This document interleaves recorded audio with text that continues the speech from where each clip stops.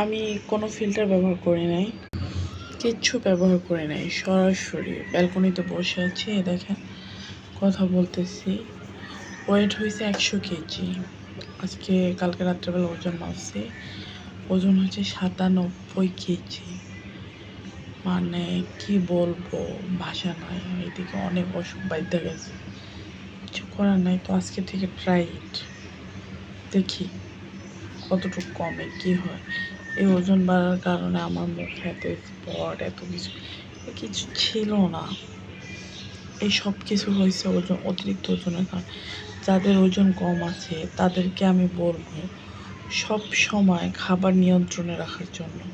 যখন দেখবেন আপনার খাবারের প্রতি অতিরিক্ত লোভ চলে আসছে, তখন আপনি অবশ্যই ডাক্তারের কাছে যাবেন, কারণ এইটা সবচাইতে বড় ভয়াবহ একটা রোগ। এর কারণে আপনার শরীরকে দিনে দিনে শেষ করে দেবে, যেমনটা আমাকে করে দিচ্ছে।